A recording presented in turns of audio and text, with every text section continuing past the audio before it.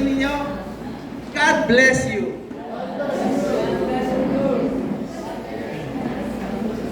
Matagal po tayo hindi nakita. Yung po mga kapatiran natin na matagal natin hindi nakikita, kala pa din na sabi ko, dadalawin natin. Andito na pala sila. We welcome you po. Okay. Iba po kasi yung fellowship kapag sa church. Iba rin yung fellowship na pag dinadalaw, di ba? Katulad niyan, yung pag-worship natin. Pag dumalaw tayo, hindi mo tayo makakapag-worship ng ganun, di ba? Because iba yung congregation. Actually, that is a commandment of God. Forsake not the assembly of my people. Kanina, natuwa ko dun sa pinag-aralan namin sa Catechism. Before God gave the commandments, He considered you already as His people. Di ba sabi dito, I am the Lord your God. Nauna yung pag-declare ng Panginoon. Isabihin ang kaligtasan na hindi paraan pa ang Ten Commandments ay hindi paraan para maligtas ka. Kasi bago niya binigay yung Ten Commandments, dineclare niya na you are my people and I am your God. Parang sinasabi niya, ako na yung Abba Father mo. Yung Ten Commandments lang yan, marka lang yan na nagsasabing ikaw ay susunod yan dahil ikaw ay anak ko na. Mas matapang nga yung mga tatay sa lupa di ba? Ako ang batas dito. Yan. Habang ikaw ay nandito sa bahay na ito, masusunod lahat ng mga sinasabi ko. Yan. Mas matapang yung isa? Mas batas yung isa. Okay. Tayo po lang tayo tumayo. Atin pong basahin ang mensahe, ang words for the day. Ito po yung matatagpuan sa Romans chapter 14. Ilang linggo na lang at matatapos na natin ang Book of Romans. Nag-uusapan na nila, Pastor, kung ano ang susunod na libro na ating babasahin. Okay. So, salitan ulit po tayo magbasa. So, verse 1, accept the one whose faith is weak without quarreling over disputable matters. Verse 2,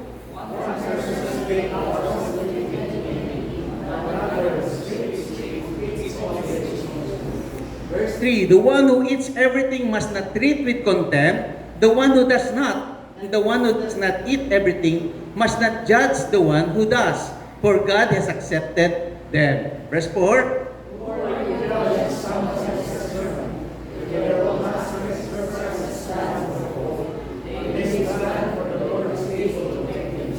Verse 5, one person considers one day more sacred than another, another considers every day alike. Each of them should be fully convinced in their own mind. 6, whoever regards one day as special does so to the Lord. Whoever is peace does so to the Lord. For giving thanks to God. And whoever thanks does so to the Lord. And give thanks to God. Verse 7, for none of us lives for ourselves alone, and none of us dies for ourselves alone. Verse 8, if we live for the Lord. If we die, we die for the Lord. So whether we live or die, we belong to the Lord. Verse 9, for this very reason, Christ died and returned to life so that He might be the Lord of both the dead and the living. Verse 10,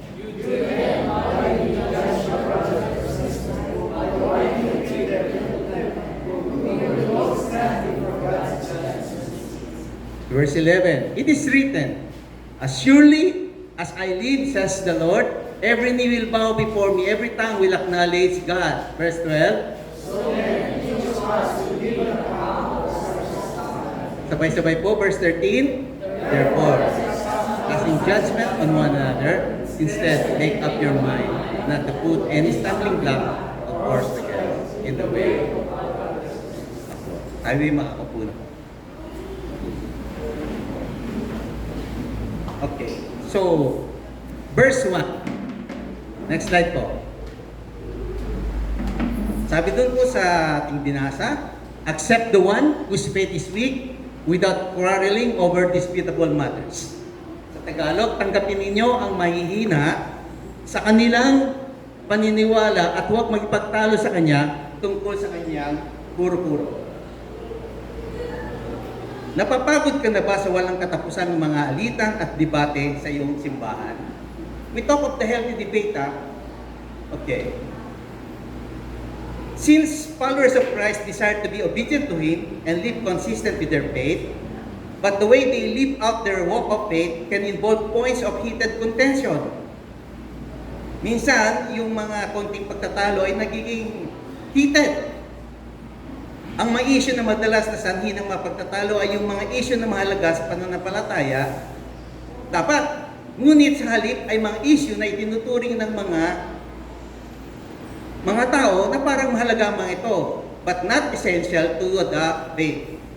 O, tingnan natin. Sino ba ang kinakausap ni Pablo sa Romans chapter 14? In Romans 14, Paul is trying to teach Christians to stop judging each other regarding secondary matters of religious practice about food and holidays. So Paul is talking to committed Christians, disciples, and he told them to focus on peace, upbuilding, and avoiding quarrels. Huwag po tayong maliligaw ng ang Romans chapter 14, ang kinakausap po ni Pablo rito, ay mga ligtas na. Kaya kung sinasabi niya, huwag kayong magdebate, lalo na kapag ang mga matters na ito ay secondary. Ano ba yung mga tinatawag na secondary issues? These issues are not required for salvation. Ang dapat yung pag-aralan ay yung mga primary issues. Kung may secondary, hindi po talaga may iwasan na merong secondary issues kasi may mga gray matters. Kaya tinatawag natin dyan na mga disputable matters. Okay. Next po. Sabi ni A.W. Tozer, disagreements are the price of church progress and growth. O yan. Kung meron man yan, ibig sabihin, ang iglesia ay lumalago. Kung laging ang mga tao, pag may sinabi ang preacher dito sa pulpito, sinabi niya, ay ganun, ay ganun, ay ganun. Hindi ba meron magandang example ang Biblia? Anong tawag sa kanila? It starts with letter B. Bereans. Di ba alam niyo Bereans? Pag may sinabi ang pastor, sa pulpito, ang ginagawa nila, tama kaya yung sinabi niya? Magbabasa sila ng Biblia at sasabihin, tama ang pastor. So, hindi lang sila parang amen lang ng amen, talagang nag-aaral sila. That a live and expanding church will have certain quota of difficulties a result of its life and activity. A spirit-filled church will invite the anger of the enemy. Alam niyo ba yun? Kung tayo ay buhay, si Satanas ay nandito upang guluhin tayo, unang mga pastor. Pangalawa, ang mga officers. Pangatlo, ang mga miyembro. Yan ang trabaho ni Satanas. Satan came to kill, to steal, and to destroy. Even the relationship among members, church members, yan ang gustong-gustong tirahin ni Satanas. But Jesus came to give us life and have that life abundantly. Yan yung masarap na lagi kong claim Lord. An abundant life na galing sa iyo. Promise mo yun eh. Pag promise ba ng Lord, dapat natin i-claim? Nakikita ba sa buhay natin? O pag hindi nakikita sa buhay natin, hingin natin sa Diyos. Tama? If you call Him Abba Father, walang ama na nagbibigay sa atin ng ahas kung humingi tayo ng hinapay or bato pag humingi tayo ng pagkain. Tama? Bakit kaya ang Diyos ganon? Because He loves us. Sabi mo nga sa sarili mo, I am loved by God. Sigurado kayo? Everyday conflicts over disputable matters will always be with us. Obvious yan, pag may brotherhood kami, di ba? Lagi tayo merong discussion. Ang tawag doon, discussion, di ba? Hindi tayo nag-aaral ng discussion para mag-divide. Healthy yung sinasabi natin, o sige, let us agree to disagree. Pero let us not divide ourselves when we disagree. So ngayon, question, what is a disputable matter? Kasi yung sinabi kanina, di ba? Yung disputable matter. Next po. Oh, sabi niyo nga, quarrels of opinion. Hindi yung quarrel na yan magdi-divide sa atin. Tama? Kung sa bahay nga, merong quarrel eh. Nag-divide ba yung family? Huwag sana po. Isa kami ni Miss pag dati pag may ganyan, tumatahimik lang kami pero let the day go. Let the day go by. Pagdating sa gabi, magkatabi pa rin naman kayo eh, di ba? Pag yumakap ka na, tumakap siya, ibig sabihin tapos na yung sigalot. Hindi po may iwasan na merong mga disputes. Kasi individual po tayong tao eh. We have this individual individual differences. Sabi po sa Romans 14 and 15, dinescribe po ni Apostle Pablo yung disputable matters. Ni-refer po yan sa English ESV as quarrels of opinion. These are disagreements which are permissible for Christians to act in different ways. Tawang-tawa ako kay Doc Lab. Nung nakikinig po kasi kami pag ako lalo ng paghapon. Pag pauwi na ako, kay Doc Ed Lapis. Ang sabi niya, even yung daw kulay ng kurtina, pinag-aawayan sa loob ng church. O hindi lang kulay ng kurtina. There was a time we were thinking, anong kulay ng ating dingding? Dito, dahil magka-anniversary kami. O di dumaan yan tawag dito, hiningi namin yung mga idea ng mga church members. These are some of the disputable matters. What curriculum would best serve our youth? What worship fits our congregation? Does God permit us to tattoo our bodies? Nakita niyo naman nung nag-swimming tayo, di ba? What type of schooling is right for our children? May Christians drink alcohol? May a Christian support any political party? Hindi na iwasan niya, maraming church members ang nag-aaway nung nagkaroon ng election. May Christians play violent video games? At pwede ba akong magpapakuna sa anti-COVID-19? O hindi ba naging issue yan? Kahit sa church? The matters where Christians may safely agree to disagree have traditionally been labeled as adiaphora or indifferent things. Ayan. So first time ko lang po narinig yung salitang adiaphorism. Ang ibig sabihin po niyan, indifferent. In Christian theology, the opinion that certain doctrines or practices in morals or religions are matters of indifference because they are neither commanded nor forbidden in the Bible. So pag silent ang Bible, na hindi niya kinukuman at hindi naman niya pinagbabawal, ang tawag ng mga theology scholars ay adiaphora or adiaphorism. Magpasalamat po tayo because ang adiaphorism ay do not keep a person from inheriting the kingdom of God. Pinag-uusapan yan, pero hindi ito magiging hadlang para makapasok sa karya ng Diyos. O, nagtalo-talo yung mga church members tungkol sa bakuna.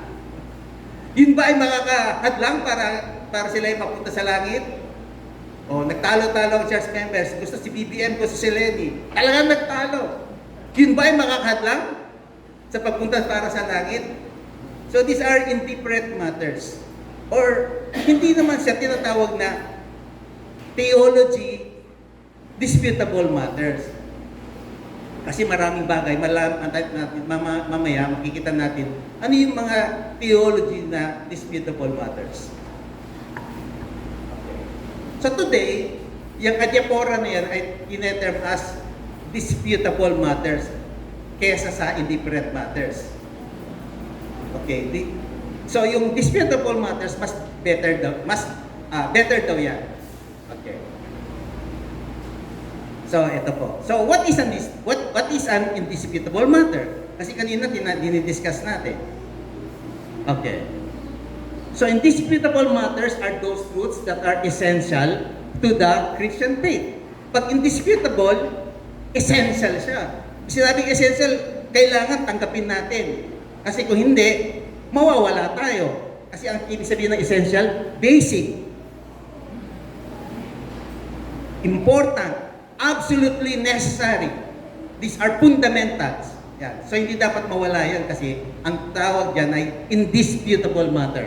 Katulad ng, they are defined by our doctrinal statements, include one core beliefs. So pag nakikita natin yung pagpasok nyo rito, meron tayong Christian statement, statement of faith. Yung nakasulat po doon, those are indisputable matters. Katulad ng triune nature of God. Yung Trinity. Jesus being fully God and fully man. His atoning death on the cross and the hope of glory for those in Christ. So, ang mga indisputable matters sa Tagalog ay hindi mapag-aalinlangan. Hindi mapagdududahan. So they are defined by our doctrinal statements and include core beliefs. Okay. These are the basis for Christian fellowship. They are essential that we would die for. Kaya nakikita ninyo, may mga kapatid tayo na talagang nagkikipag-away sa katotohanan. Di ba? Saludo po ako sa mga tao yun. Dahil sila ay tumatayo at nananindigan para sa katotohanan. These matters are worth discussing. These matters are worth debating. Yes, they are open. Yes, they open are. Okay. So, basahin ko po ito dahil gusto ko pong importante siya. Some, katulad po nung, alam niyo po ba yung salitang paedobaptism or infant baptism?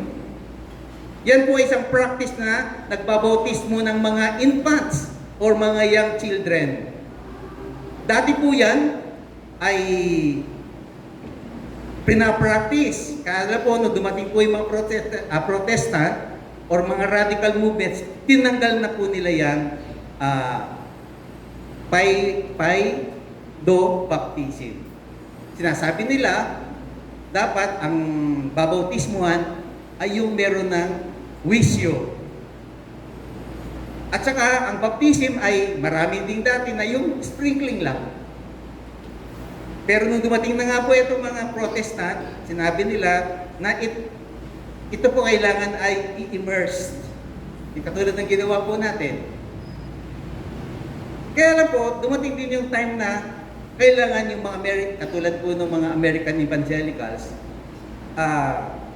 sinasabi nila na kung ito ay disputable, dapat ito ay maging indisputable. Kasi nga, alam natin na ang baptism ay immersion. Di ba may sinisignify siya na si Christ, kapag nung si Christ ay namatay, siyempre pag namatay at inilibing, wala naman nakatayo na nakalabas yung ulo. Paano pa nililibing? Talagang ibinaon sa lupa. At nung siya ay nag-resurrect, so kailangan makita yung buhay natin na katulad na kay Kristo.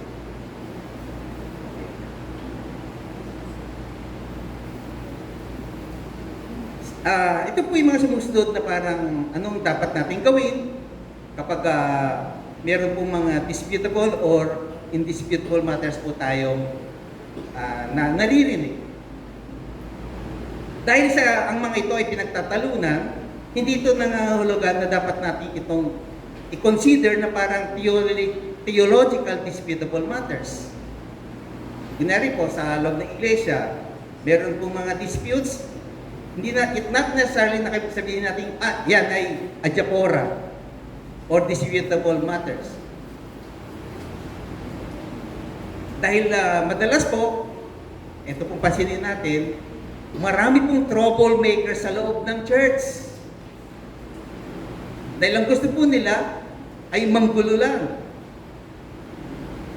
Si Paul sabi rito, nung nagkaroon po ng mga ganyang mga alitan or discussion, Paul did not suggest that everyone was entitled to their own opinion.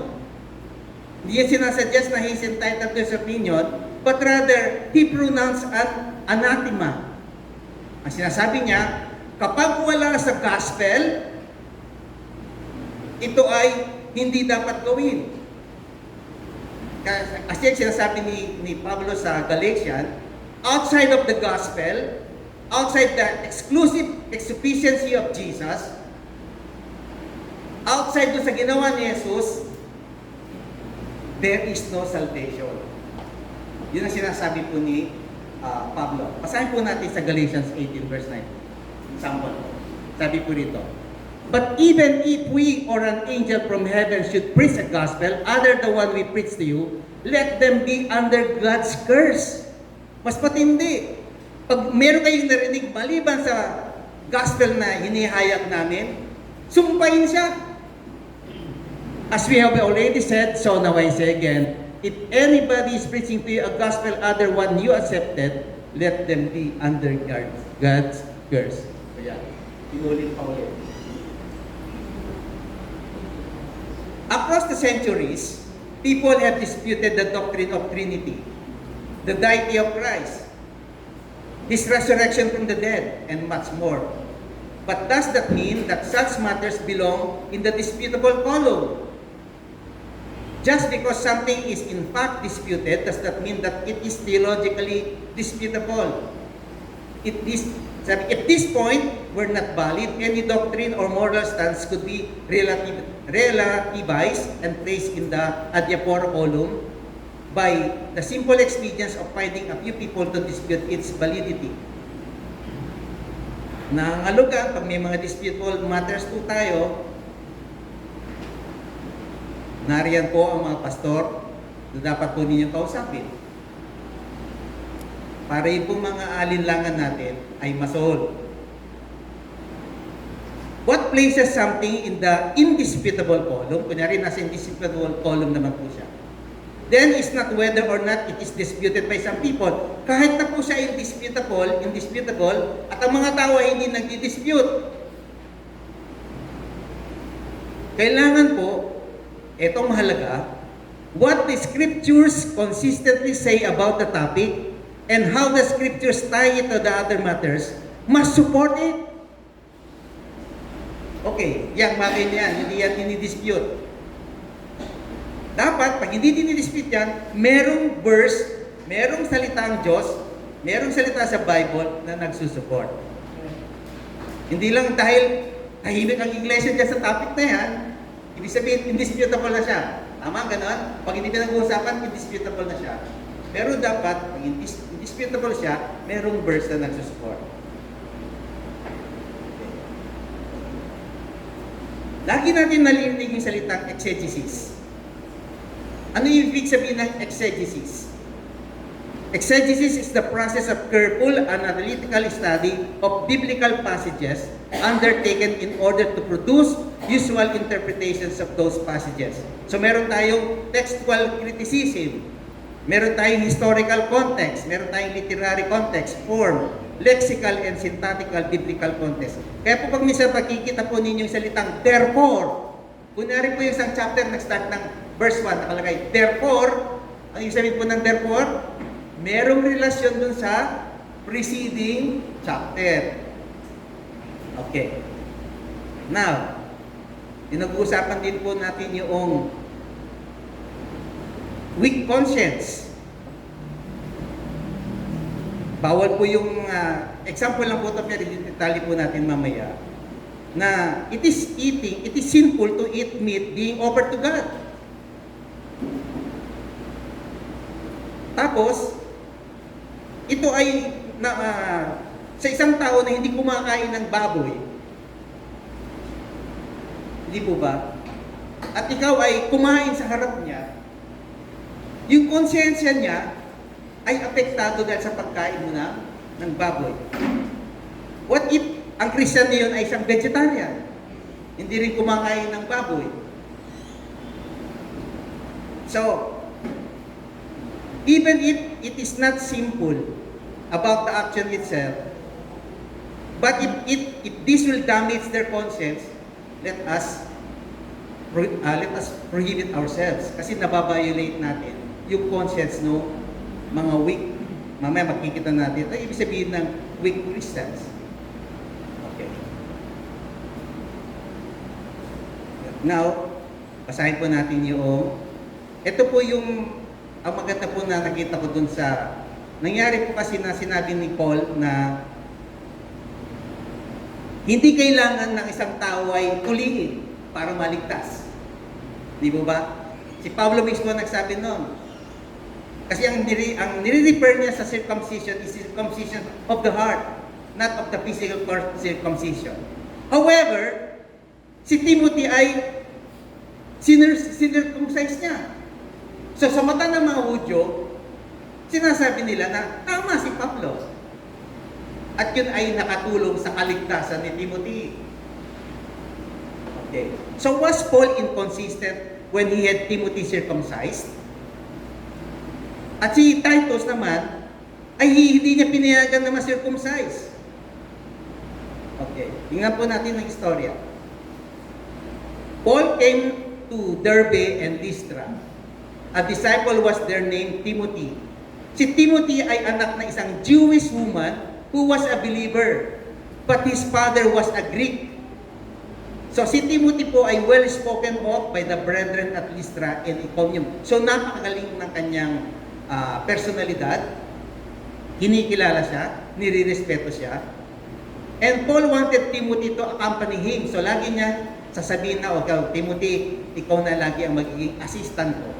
And he took him, and sa kanyang pagsama sa kanya, tinuli niya siya. At alam ng mga Hudyo na naroon na siya ay tinuli. Kasi, kaya hindi siya tinutuli kasi ang tatay niya ay isang Greek, pero ang nanay niya ay isang believer. Okay. Tapos si Titus naman, ay hindi niya tinuli. Sino ba si Titus? Titus was a pure Greek. So walang Jewish mother, walang Greek father. Ay wala siyang, kumbaga pure siya na isang Greek. Okay.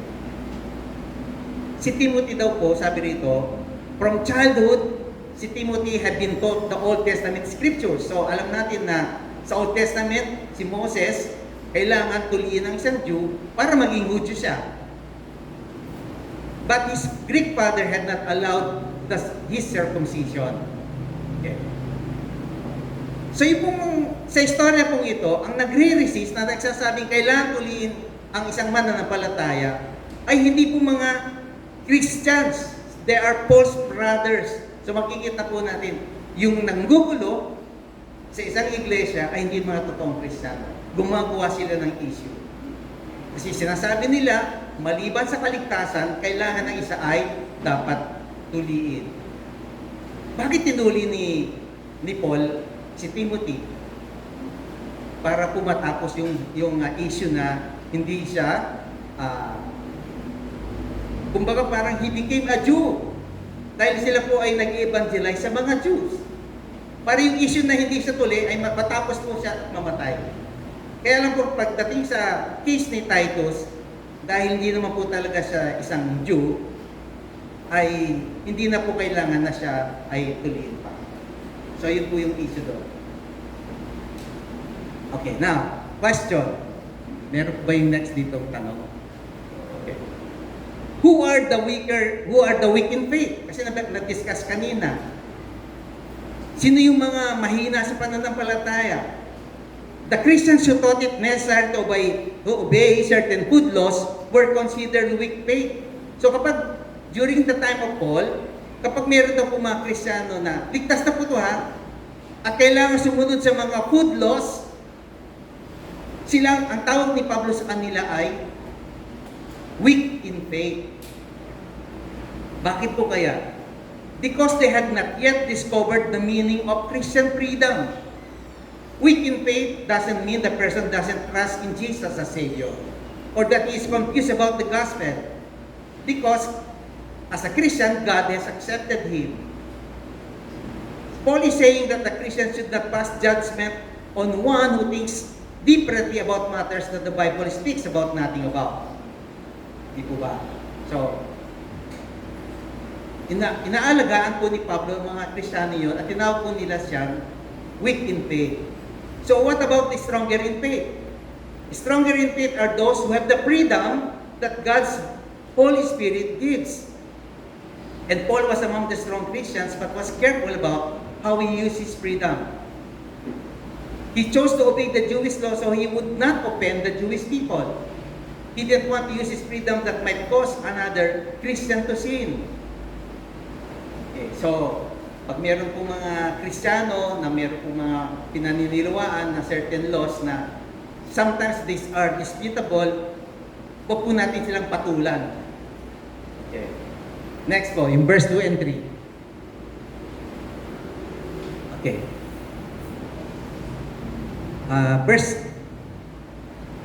Tingnan nyo nga po yung slide number 11. Okay, next.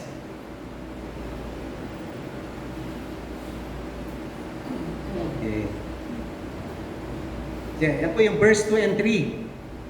So, one person's faith allows them to eat anything, but another, whose faith is weak, eats only vegetables.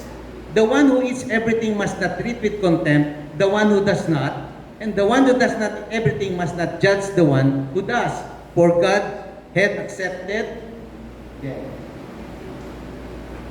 The food controversy in Corinth was over meat sacrificed to idols. Yun ang issue doon. Hindi yung pagkain ng karne, kundi yung karne na inoffer sa mga idols. Since Paul was writing to the Romans from Corinth, where this had been a significant issue, the subject was fresh on Paul's mind and is the logical, biblically supported basis for the comments in Romans chapter 14. Okay. Ano ba yung issue dito? Romans 14 verse 21 shows that meat offered to idols was the underlying issue of this chapter. Kasi sa verse 21, ito po nakalagay. It is better not to eat meat or drink wine or to do anything else that will cause your brother or sister to fall. It is good neither to eat meat nor drink. Mabuti ang huwag nang kumain ng karne o uminom ng alak o gumawa ng anumang magiging sanhi ng pagkakasala ng iyong kapatid. Okay, pag-aralan po natin yung background dito ng Romans chapter 14. Ang mga Romano po noong panahon na yon ay nag-o-offer ng alak at karne sa kanilang mga idols. However, hindi po lahat ay ino-offer. May portion po ng offering na ibinebenta sa marketplace. Kaya, ang sabi po rito, the ancient system of sacrifice was at the center of the religious, social, and domestic life of the Roman world. So sa mga Romano po, practice po nila yan. Nag-o-offer sila, meron silang mga burning portion or area sa kanilang mga pagan temple. So dahil hindi po lahat talaga ay nasusunog, yung pong remainder ay madalas po dinadala sa market para ibenta. Ang Kristiyano po might easily or even unknowingly buy such meat in the marketplace or eat it at the home of a friend. Malay nila kung yun ay in-offer. Di po ba? Okay. May tanong, dapat ba na kapag ang Kristiyano during that time kakain ng karni, tatanungin yung nagluto o naghanda, saan mo ito binili? Di ba kung pinakain ka na nga, hindi mo natatanungin yun. So yung mga Kristiyano doon, pag in-offer sila pakainin, kakain talaga sila. Pero yung may ibang tao, alam nila na yung hinanda nun ay galing dun sa in-offer yun sa mga idols. Pero pinakita kay Pablo na ang bagay na pumapasok sa bibig ay hindi yung mahalaga. Ano yung mahalaga? Yung lumalabas sa bibig. Kasi narinig niya ang sinabi, ang Diyos ay ginawa niyang malinis ang lahat ng bagay. So, kung gagamitin ni Pablo yung kanyang freedom, pwede siyang kumain. Kaya lang, paano naman yung mga bagong Kristiyano na galing dito sa pananampalatayang ganito, na sa kanila bawal ang kumain ng mga ino-offer? Di po ba? O di ba sa atin, may mga Kristiyano na talagang ayaw kumain ng dinuguan. Lalo na pag ang dinuguan ay niluto ng tatay ng asawa ko, talagang napakasarap niya. Dahil si Christian, nung naglihi siya sa dinuguan ng biyanan kong lalaki. E paano pag may bisita kami na talagang bawal ang kumain ng dinuguan? Pero Kristiyano po yun Dapat ba kami magsabi sa harap niya? Ang sarap niyan! Try mo, bro! Hindi natin alam baka ito ay nakakasira na kanya or it is affecting his or her conscience. Tama? So depending on their consciences, early believers had several choices. Those wishing to be sure of avoiding meat sacrificed to idols could choose to eat only vegetables. For those whose consciences were not troubled by eating meat purchased in local markets, just because it might have been ceremonially offered to idols, that option was open to them with one important restriction. May pagbabawal. Isalang-alang natin yung budhi ng ibang naroroon. Di ba? If that group meal ay makaka-open, let us be careful. Let us avoid eating that without giving offense to the weak in faith. Okay. Kaya nga sabi sa Romans 14 verse 5, dapat tiyakin ng bawat isa kung ano ang kanyang pasya tungkol sa bagay na ito. So let his conscience speak. Kasi sabi sa Romans 14 verse 23, because whatever is not from faith is sin. Basahin ko po sa verse 23. Ngunit ang sino mang kumakain sa kabila ng kanyang pag-aalinlangan ay nagkakasala, sapagkat hindi siya naging tapat sa kanyang paniniwala. Ang paggawa ng anuman na labag sa sariling paniniwala ay kasalanan. Okay. Now let's go to verse 5 and 6. Sabi po riyan, one person considers one day more sacred than another. Sa Tagalog po, babasahin ko. May nagpapalaga sa isang araw ng higit kaysa ibang mga araw. May naniniwala namang pare-pareho lahat ng araw. Dapat tiyakin ng bawat isa kung ano ang kanyang pasya tungkol sa bagay na ito. Ang pagpapalaga sa isang araw ay nagpapahalaga rito alang-alang sa Panginoon. Okay.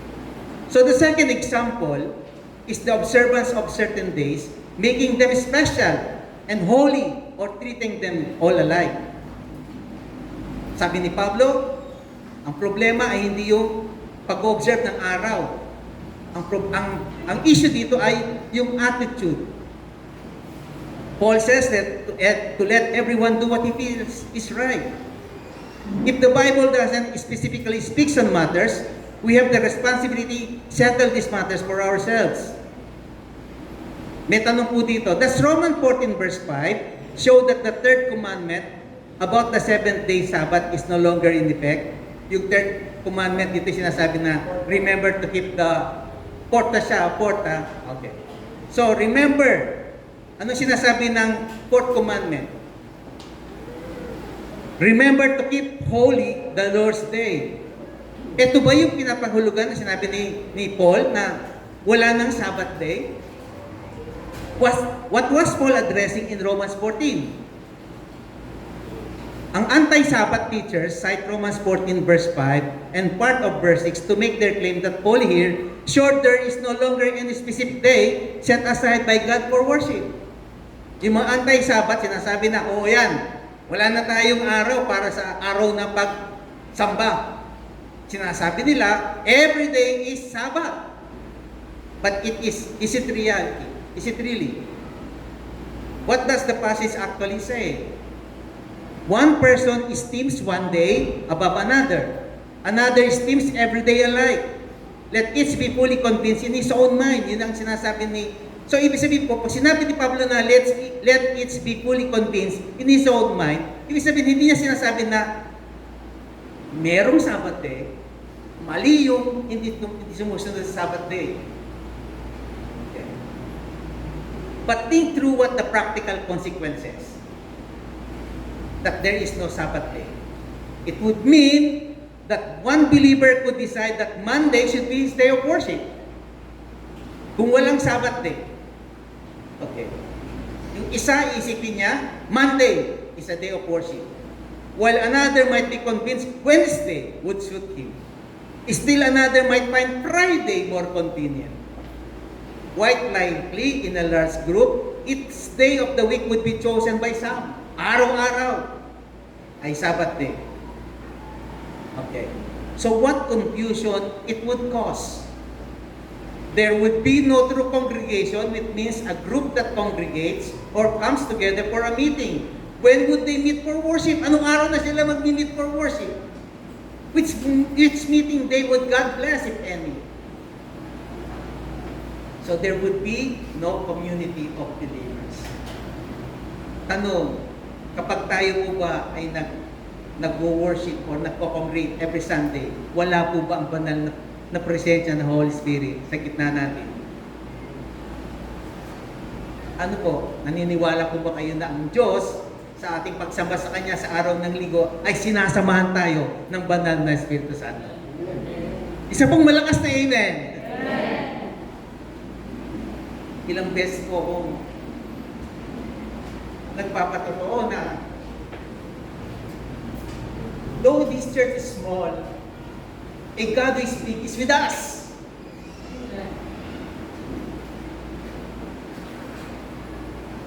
Okay. Sabi po nila, ang Ten Commandments po ay Decalogue. Ang tawag po niyan kanina mention ni Pastor Kevin, ay Decalogue. Kasi lahat ng mga moral law ay nakasama po sa Decalogue. Okay. Ngayon, sinasabi po nila na since yung observance of the Sabbath is no longer part of the Decalogue. Kasi di ba,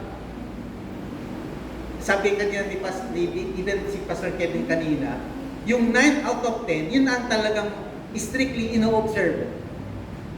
So yung isa doon yung observance ng Sabbath.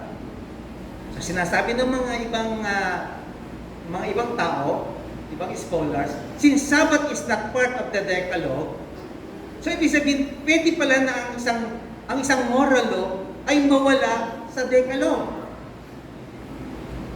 Anong sinasabi nila? Kung ang moral prohibition daw ng homosexual marriage ay dating Decalogue siya, kasi nagbabawal po talaga siya.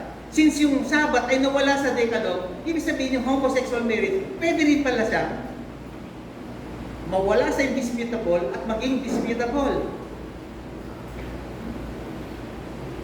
So, however, this subject matter is huge and complex. Ito po yung kanilang observation. Not a few scholars think that the days in Romans 14 refer to Jewish feast days that are tied to ceremonial law. Not even to Sabbath. As a matter of fact, wala po sinasabi rito dito sa Romans, binasa po natin Romans 14 verse 5 and 6, yung Sabbath. Wala po, makita po nyo. Meron po bang Sabbath na nakalagay? Malinaw po na wala. Others allow that Sabbath is included in the day mentioned in Romans 14, but think that flexibility that Paul there allows means that the shift to Sunday, o yung paglipat ng araw ng pagsamba ay sa linggo, ay ito ay already sanctioned. Okay. Punta na po tayo sa verse 7 and 8. Sabi po sa verse 7 and 8, for none of us lives for ourselves alone, and none of us dies for ourselves alone. If we live for the Lord, and if we die for the Lord. So whether we live or die, we belong to the Lord. So, hindi po pinag-uusapan dito yung liberty na katulad ng liberty sa mundo. Ano ba yung liberty sa mundo na sinasabi? I can do whatever I want. Kaya lang, pag sinabi niyo I can do whatever I want, this includes even doing sinful desires. This will lead us astray at tayo po ay humihiwalay sa totoong Diyos. Ang pinag-uusapan po dito ay yung definition ng Christian liberty. Christian liberty is the freedom that God secures for us in Christ, where we are free from everything that hinders us from serving God. So walang makakahadlang sa ating paglilingkod ng Diyos. Sabi po rito, if we live for the Lord, and if we die for the Lord. So whether we live or die, we belong to the Lord. Paul has been addressing the Roman church, talking to the two distinct groups called the weak and then the strong. These groups needed reminding of certain truths because they were judging and despising one another. Yung mga bagay na nabasa po natin ay nagpapatunay na nahahati ang Roman church because some are judging the other half and the other half are also judging the other half. Mabigat pala yung salitang judge. Because of this judging, they despise one another. Nawawala yung pag-ibig na sinasabi ni Kristo. In verses 5 and 6, Paul has told these divided Christians that they need to grant liberty to their brothers and sisters in Christ to worship according to their consciences when what they are doing is the Lord. Is to the Lord and not in violation of any clear command of Scripture. He repeated phrases like, in honor of the Lord and in give thanks to God. Kung ang kapatid mo, ginagawa niya yun, pero in-honor niya Panginoon, at kung yung bagay na yun ay ginagawa ng kapatid mo, in giving thanks to God, then who are you to judge? As long as we honor the Lord and as long as we give thanks to God.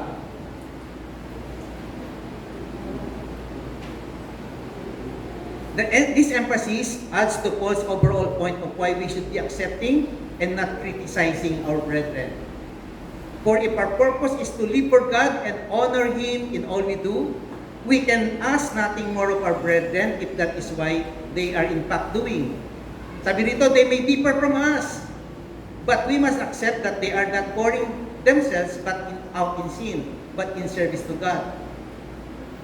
So maging maingat po tayo sa pag-judge sa ating mga kapatid.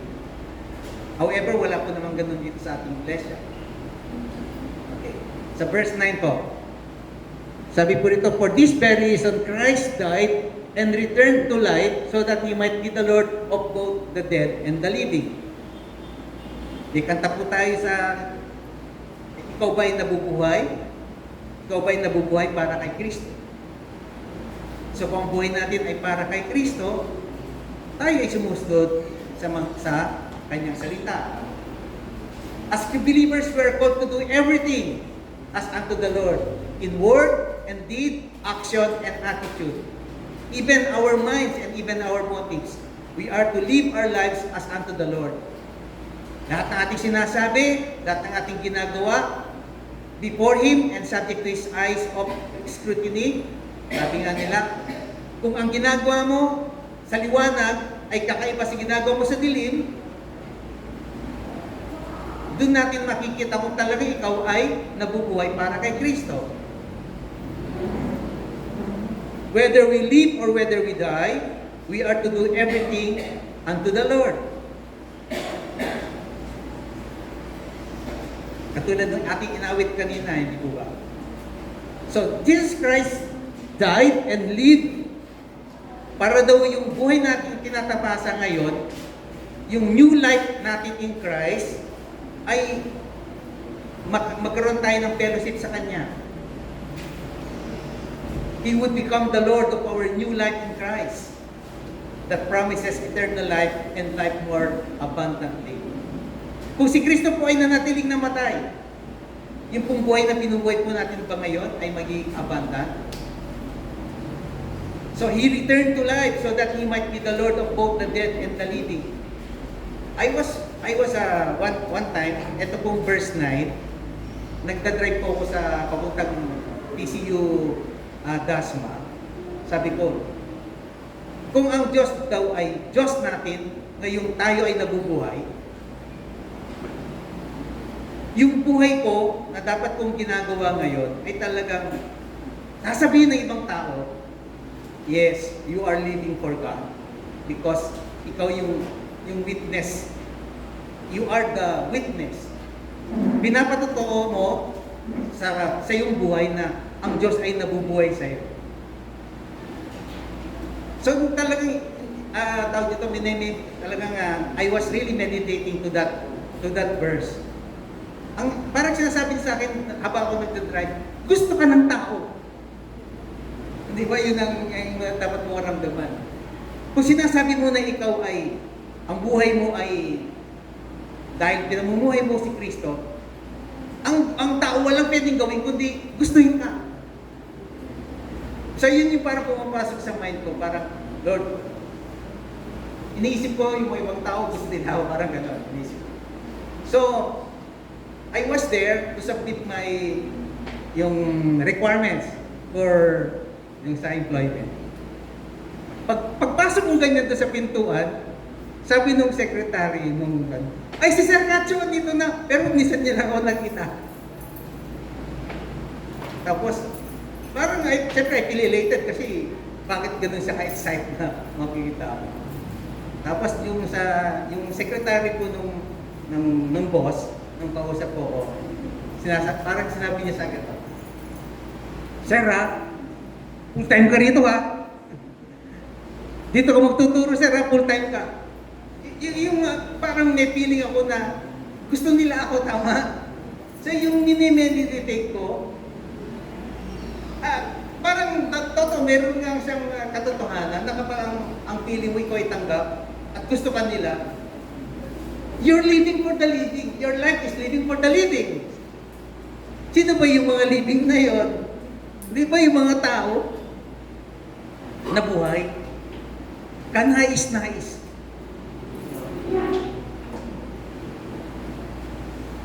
So sa verse 14, next po tayo. So verse 10, sige, basahin po natin. So you then, why do you judge your brother or sister? Or why do you treat them with contempt? For we will all stand before God's judgments. It is written, as surely as I live, says the Lord, every knee will bow before me, every tongue will acknowledge God. So then each of us will give an account of ourselves to God. Hindi po talaga yung verse 12 po yun, lagi sinasabi yun. Bakit kaya kailangan may sulat yung verse 12? Kasi meron po tayong mema judgment na gihintay para sa atin, tama? If that day we will give an account of ourselves to God, may kapalit. Sabi nga, tinimbang ka, ngunit kulang sa mundo. Pero sa Diyos, pag tinimbang ka, bibigyan ka ng reward.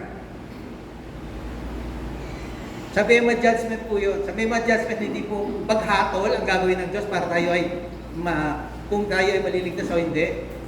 Tayo po ay kasama sa mema judgment kasi doon po ang koronahan. You will receive your own crown. And eventually yung crowns mo ibibigay natin sa Diyos. Therefore, let us stop passing judgment on one another. Instead, make up your mind not to put any stumbling block or obstacle in the way of a brother or sister. Alam niyo po sa mga estudyante ko, isa sa mga stumbling block po, lalo na sa mga henerasyon po ngayon, yung mga salitang lumalabas sa bibig ng mga teacher. Wala ka ng pag-asa kasi ganyan talaga ugali mo. Ayun, naging maingat kami. Hindi mo nga sila piniphysical na torture, pinapalo. Pero yung salitang lumalabas sa bibig natin, minsan ay higit pa sa torture. And there was a time, ito narinig ko, galing kasi public school, kaya ang ugali mo public. Parang sinasabi niya, mahirap, mas masarap mag-aral sa private kasi, di ba?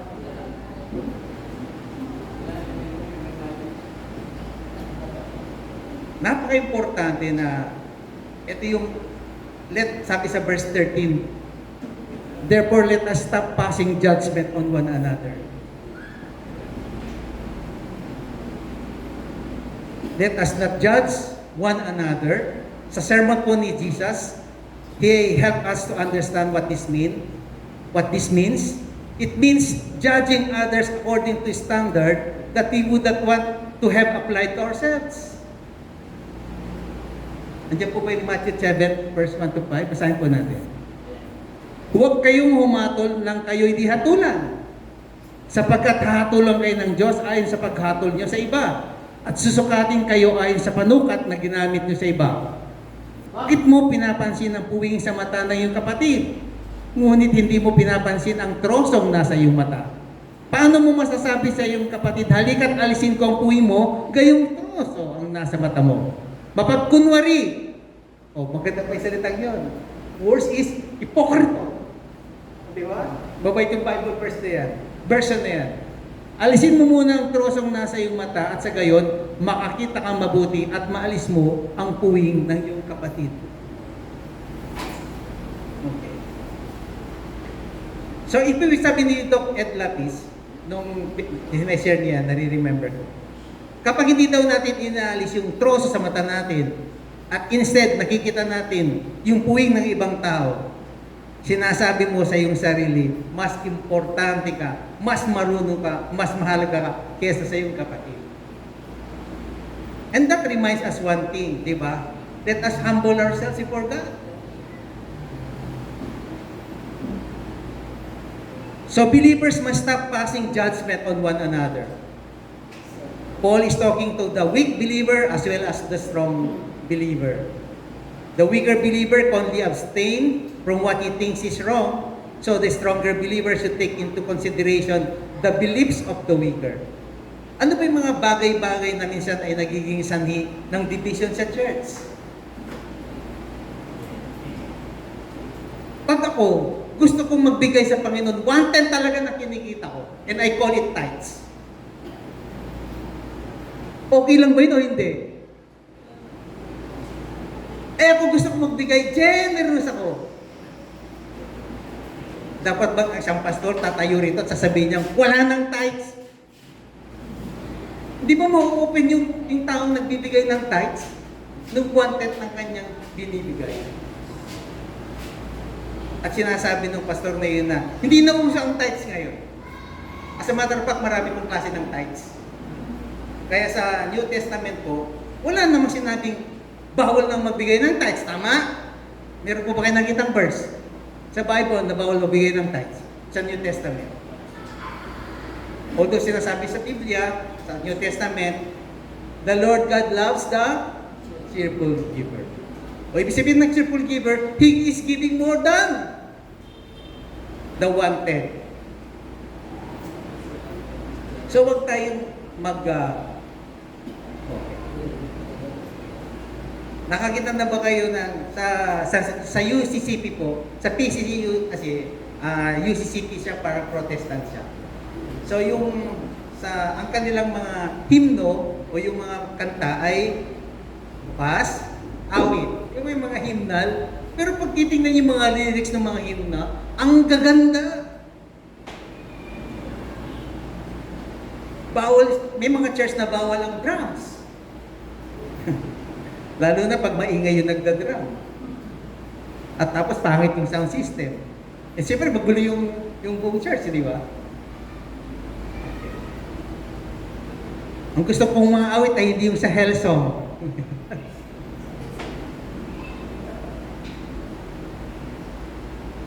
So what are you judging?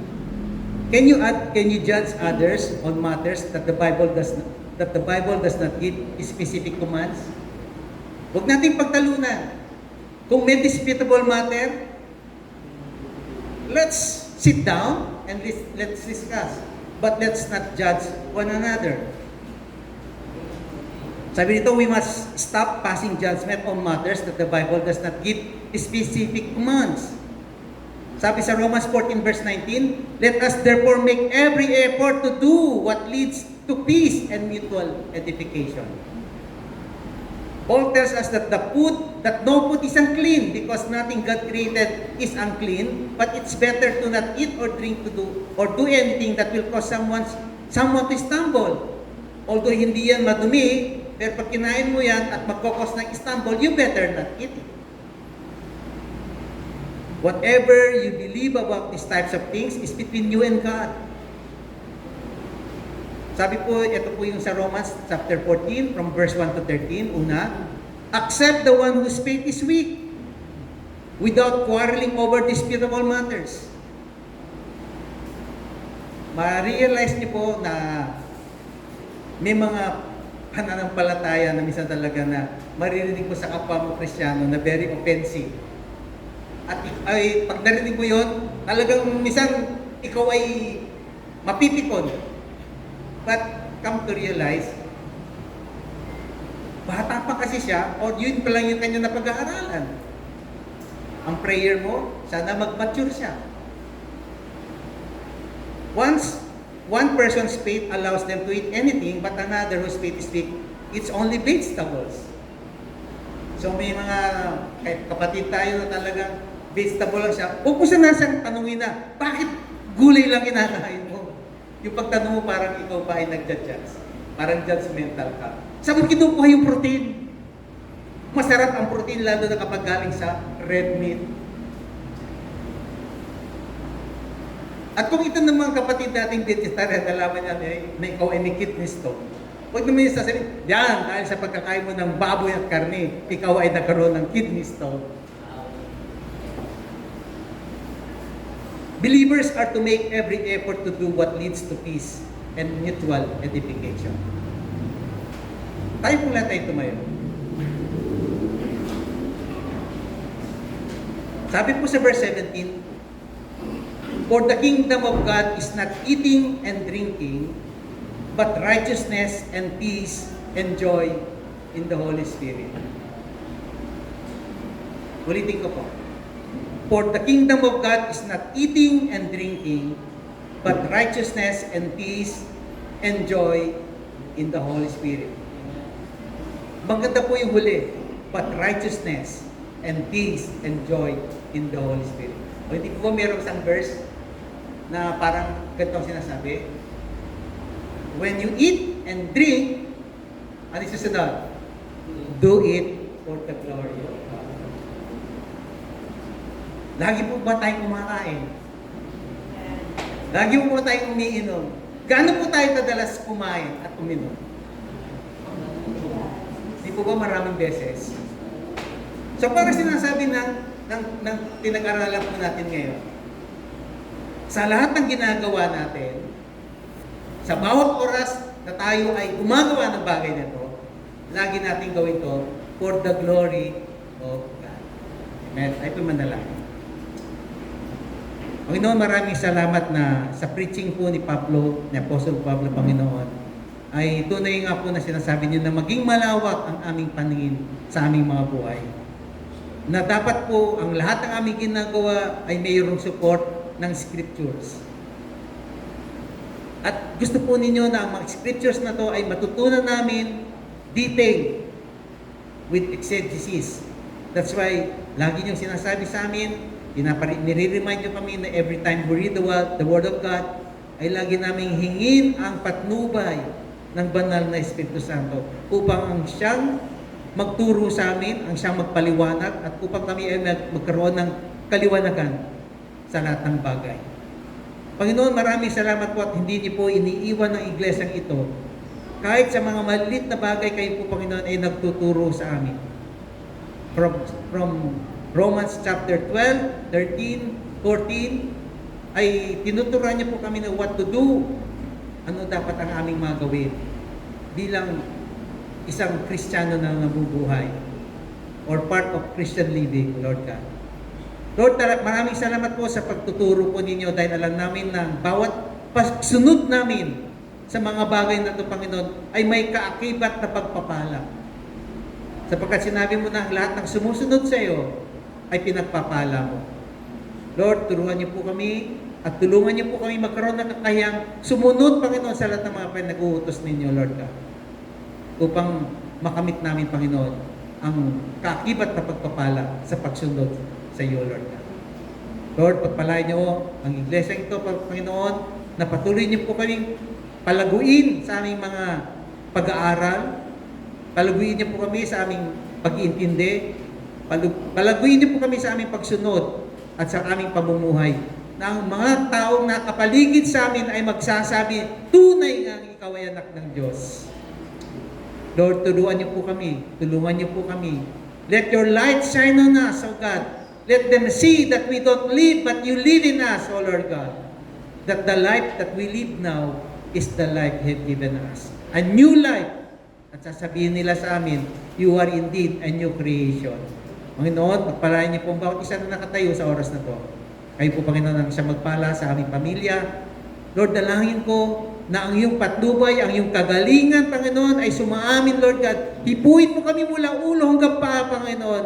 At naway ang iyong kagalingan, Panginoon, ang siyang bumalot sa amin. Clothe us with your righteousness. Clothe us with your healing. Clothe us with your financial provision. Clothe us with your emotional provision, O Lord God. And righteousness, O Lord God. Thank you po, Panginoon, sa pagpapala niyo sa bawat isa. Ang lahat pong ito ay ang pinapasalamat at dinadalangin.